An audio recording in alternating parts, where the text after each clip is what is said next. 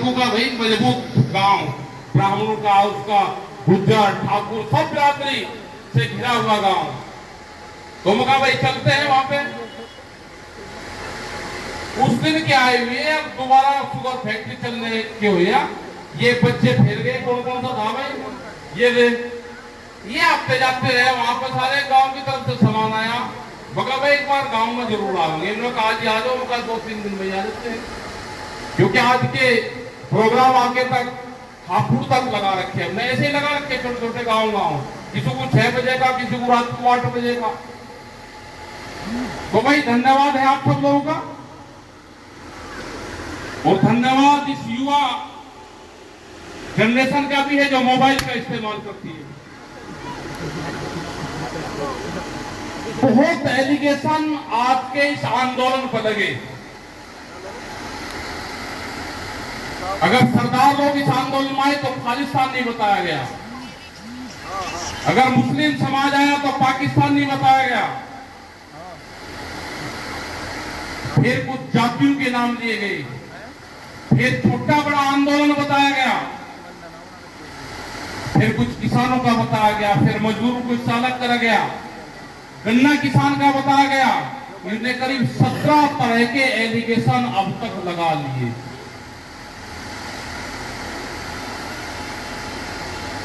हमने कहा कि जब तक आप कानून वापसी नहीं लोगे, हम अंतिम दम तक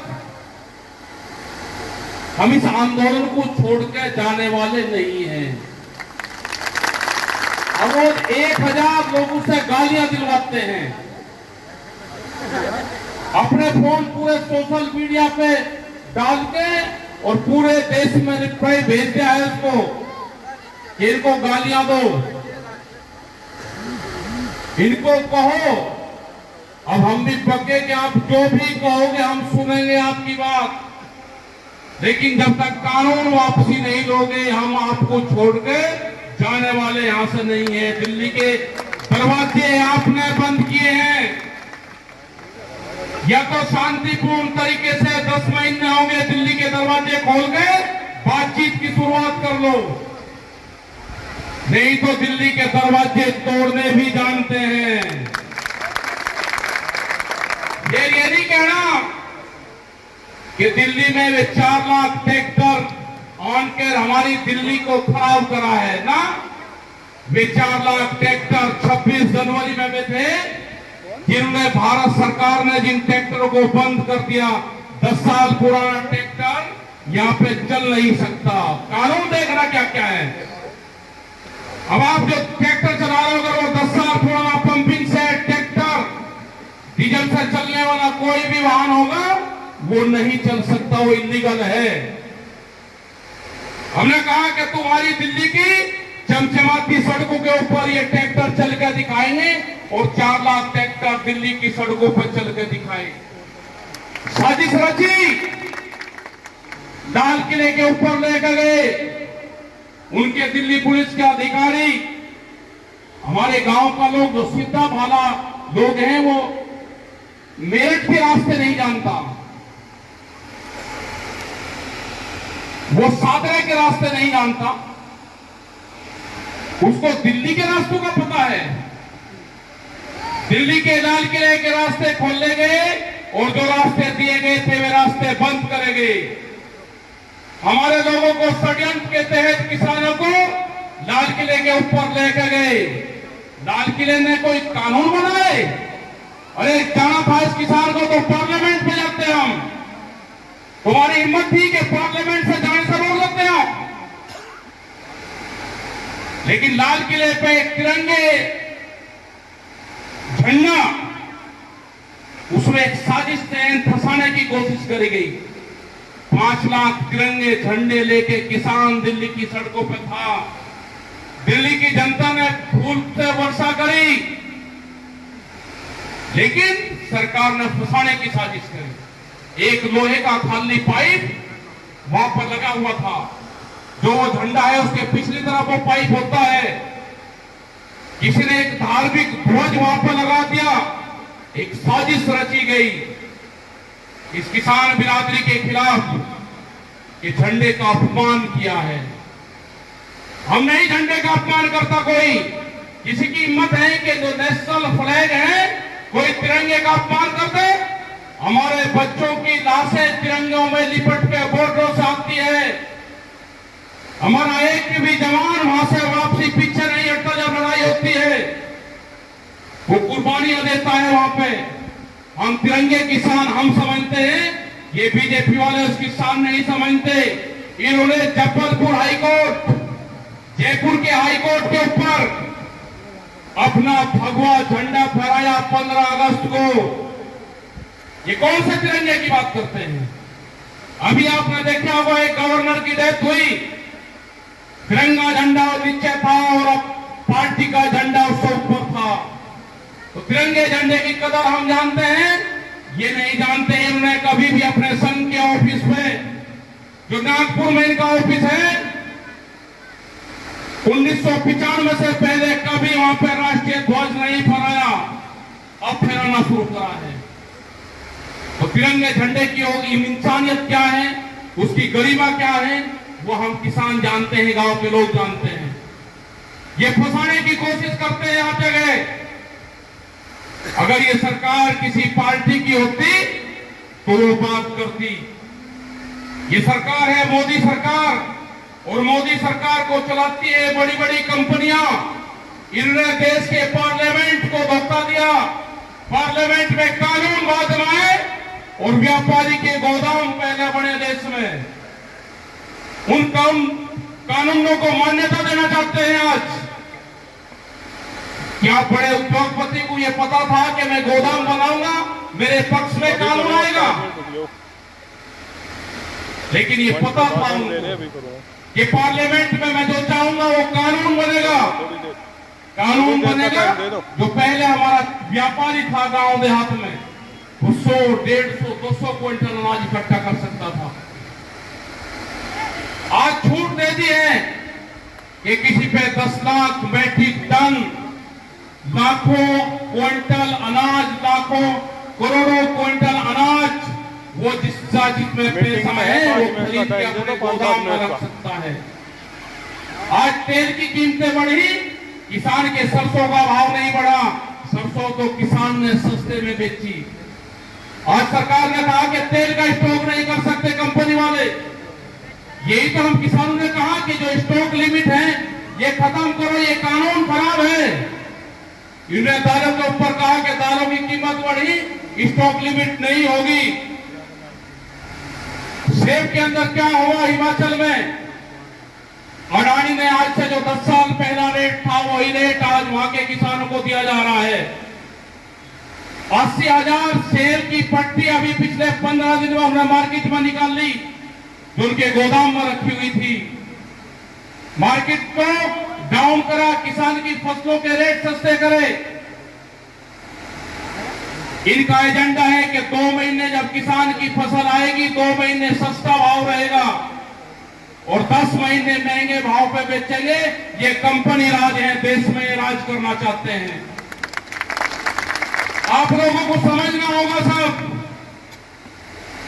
अब ये चुनाव लड़ने 5 साल के बाद में इनका एक त्योहार आता है, पॉलिटिकल आदमी का, ये आपके बीच में गांव में आएंगे, ये जाति धर्म की बात करेंगे, ये फिर दोबारा उसी दंगे की उसकी बात करेंगे। इनके हर शब्द में चाल है, इनसे बच के रहना। ये बेरूपिया है, ये कभी तिरछी टोपी उठेंगे, कभी सीधी उठेंगे। बीजेपी का चाचा जान आ चुका है उत्तर प्रदेश में, ओवैसी नाम का इनका चाचा जान है, बीजेपी का चाचा जान, और आ चुका है उत्तर प्रदेश में। उसका सहारा लेंगे, उसको फुल आशीर्वाद है। वो गाली देगा, ये कोई मुकदमा दर्ज नहीं करेंगे, वो कुछ भी कहेगा। इनका चाचा जान है, बुला करे बहुत मन्नतों के बात में आ चुका है वो यहाँ पे, वो बर्बाद करेगा इस किसानों को यहाँ से।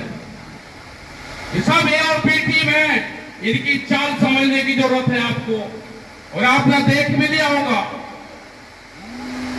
ये षड्यंत्र रचेंगे, ये चुनाव के टाइम पे भी षड्यंत्र रचेंगे। आपने जिला पंचायत में देखा, अगर बागपत के लोग मजबूत ना होते तो कोई जीत सकता था? क्रांतिकारी लोग थे बागपत के।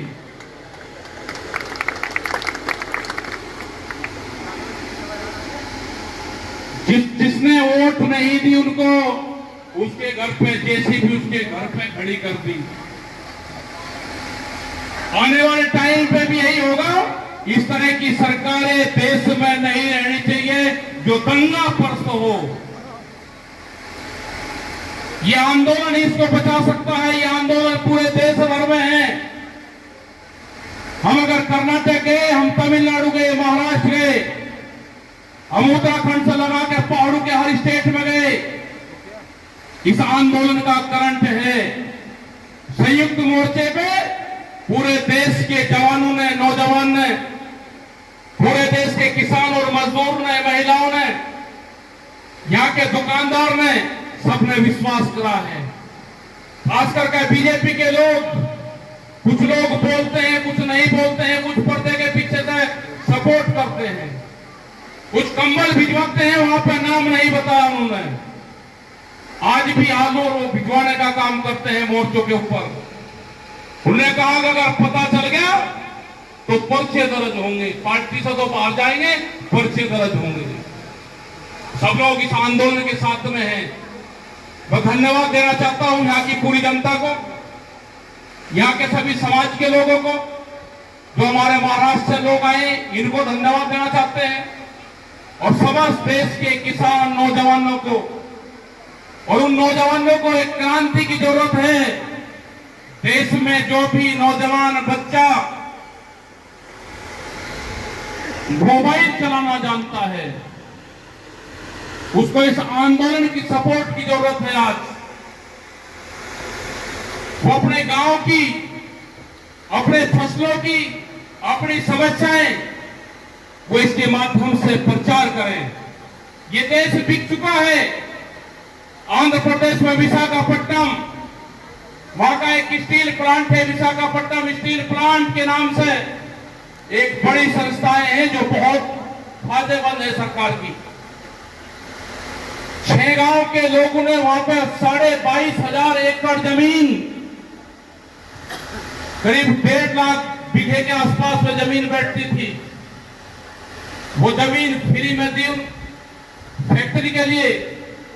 उस पर आंदोलन हुआ, 32 किसान उसमें शहीद हुए वहां के।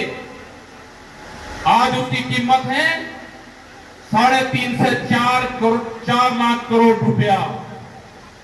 उसको बेचा जा रहा है अडानी को 11 लाख करोड़ से शुरू होगी, 11,000 करोड़ से, और 14,000 करोड़ रुपए में वो बिक जाएगी।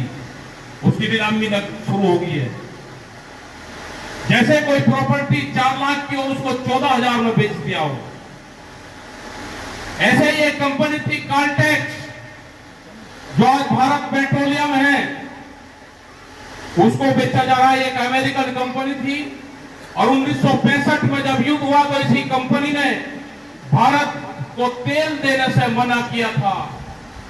आज फिर इन कंपनियों को ये संस्थान बेचे जा रहे हैं। टेलीफोन, ये जो आपकी सड़कें बन रही हैं, अब आपका वो नहीं रहा कि मेरा चक मेरे सड़क के बराबर में है इसके हाईवे के। 500 मीटर तक आप कोई भी चाय की गुमटी नहीं लगा सकते, कोई पेंचर की दुकान नहीं कर सकते, कोई होटल नहीं खोल सकते। ये कानून देश में आ चुका है। रेलवे की जमीन, मंडियों की जमीन बिक्री है। मध्य प्रदेश में शुरुआत होगी, 127 मंडियों की जमीन बेचना शुरू कर दिया है।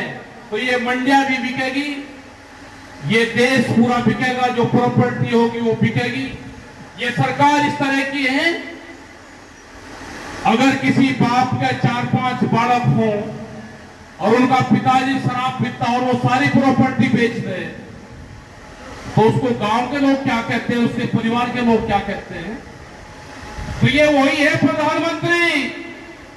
इसको जो कुछ बाप दादा देकर गए थे, जो पहली सरकार देकर गई थी, ये बेच रहा है उसको।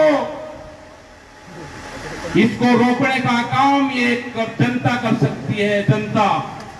अगर आप नहीं करोगे पूरे देश को बेचेगा और अपना झोला ठाकर फिर कहीं चला जाएगा। सब बेच दिया, मंडी, रेलवे, एयरपोर्ट, बंदरगाह, नदियां, कुछ नहीं छोटा, सब लाइन पर लगा हुआ है। किसानों की जमीन कॉन्ट्रैक्ट फार्मिंग, कोई किसान ऐसा है कि कह रहे जी कॉन्ट्रैक्ट फार्मिंग क्या होती है, ये कह रहे कि कर्जा ले लो, किसी पे 5 लाख है तो आपका गोल्डन कार्ड बन गया, 5 लाख दिए गोल्डन कार्ड बन गया। कौन सी स्कीम है? 10 लाख का ले लो जी कर्जा। बड़ी कंपनियां बैंक को फाइनेंस कर रही है। फिर सुन लेना ध्यान से, जितना भी किसान का केसीसी है, किसान क्रेडिट कार्ड है, बड़ी बड़ी कंपनियां आकर जितना भी आपका कर्जा है वो कंपनी बैंक को पैसा देगी और आपसे गुंडागर्दी के दम पे, कानून की ताकत पे आपसे जमीन छीनने का काम होगा। जब आपके घर पे गुंडा तत्व लोग आएंगे, पुलिस के साथ आएंगे, वे कहेंगे आपकी जमीन की नीलामी होगी या आप हमको पैसा दे दो। पैसा आपके पास में होगा नहीं तो ये कहेंगे कि आप अपनी जमीन दे दो, जितने का किसान क्रेडिट कार्ड है उतने की हमको आप जमीन दे दो, तो उसके माध्यम से आपकी जमीन ले जाएगी। ये प्लान बन रहा है। हमारी लड़ाई भाव की है। किसान क्रेडिट कार्ड किसान का मौत का कार्ड है। लड़ाई भाव की है। ये गन्ने की बेल्ट है, ये धान और गेहूं की बेल्ट है। पिछले 5 साल से 1 रुपया गन्ने पर नहीं बढ़ेगा। पहले वाली सरकारें भी थी, एक ने 80 रुपए बढ़ाए, एक ने 40-50 रुपए बढ़ाए। ये 5 साल से 1 रुपया नहीं बढ़ाएंगे। बिजली के रेट देश में सबसे महंगे उत्तर प्रदेश में होंगे। एमएसपी की खरीद नहीं होगी आपकी, आप कोई, क्योंकि बड़ा व्यापारी और नेता और अधिकारी मिल चुके हैं। गेहूं और धान पे 800 से 500 रुपए 600 रुपए की सस्ते में फसल खरीदते हैं और एमएसपी में बेचते हैं। तो ये आंदोलन आपको करने पड़ेंगे। अपने गांव में कमेटियां बनानी पड़ेगी। जब जब भी आपकी जरूरत हो आपको आना पड़ेगा। यह आंदोलन जब तक जारी रहेगा जब तक ये 3 काले कानून वापसी नहीं होंगे, एमएसपी पे गारंटी कानून नहीं बनेगा। यह आंदोलन जब तक जारी रहेगा। एक पॉलिसी दूध की भी आ रही है, बिजली की आ रही है। कॉमर्शियल कनेक्शन लेने पड़ेंगे सबको अगर किसी के पास में 2 पशु होंगे। अगर एक भैंस है, अगर भैंस भी आ गई तो 2 पशु हो गए, या तो कटड़ू मरेगा या कॉमर्शियल कनेक्शन लेना पड़ेगा। दूध अब आप डब्बू में नहीं बेच सकते। डब्बे का दूध खरीदना भी प्रतिबंध है और बेचना भी कानूनी अपराध आएगा। बाहर की कंपनियां आ रही है दूध में।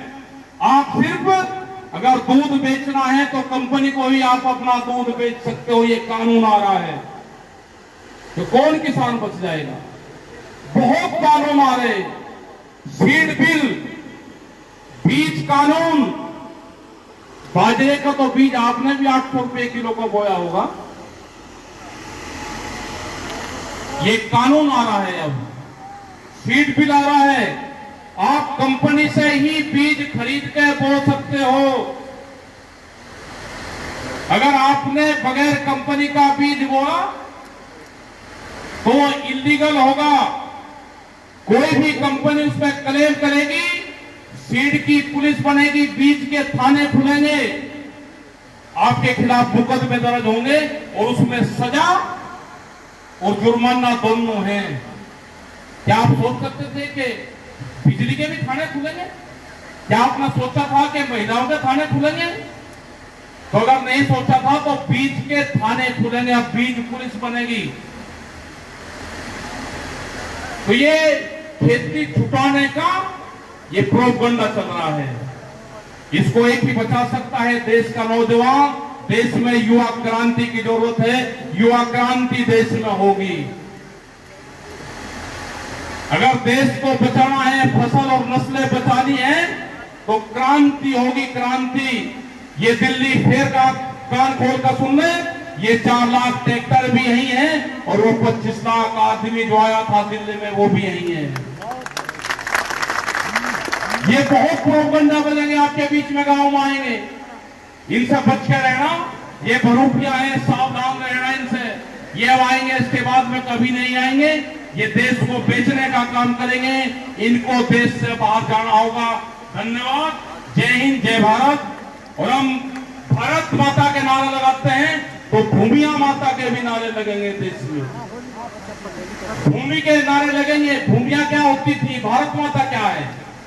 भारत माता ये है कि जब भारत बसा तो उसको सब पूरी जमीन को भारत माता का नाम दिया गया। हम भूमिया माता का नारा लगाते हैं कि भूमिया क्या है कि जिस गांव में जब गांव बसता था तो भूमि पूजन करते थे हम तो उसके नारे लगाते थे, आज भी लगाते हैं। आज भी भूमि पूजन करते हैं। कोई शादी ब्याह फंक्शन होता है तो भूमि पूजन, अपने गांव की भूमिया पूज कर काम करते हो। तो इस आंदोलन में भी आप जाओ तो भूमि पूजन करके जरूर जाना चाहिए। अपने गांव के स्थान को पूजें और देश की मिट्टी से लगाव होगा तो महाराष्ट्र का जैसे नारा था, यहाँ की मिट्टी, यहाँ का पानी, ये इस तरह के नारे सब जगह लगते रहेंगे हमारे। हम जहां पर रहते हैं तो पूरे देश की मिट्टी हमारी है, चाहे कर्नाटक की हो, चाहे गुवाहाटी की हो। आप बर्बादी के कगार पर जाने वाले हो, आप संघर्षशील आदमी हो तो कुछ टाइम तक रुक सकते हो, नहीं तो जैसे अडानी ने ये सेब का किसान बर्बाद करा, हिमाचल का, आसाम के चाय के किसान बर्बाद करे, तो ऐसे ही आप लोग भी बर्बादी के कगार पे हो। आप संघर्ष करो। जय हिंद, जय भारत। धन्यवाद।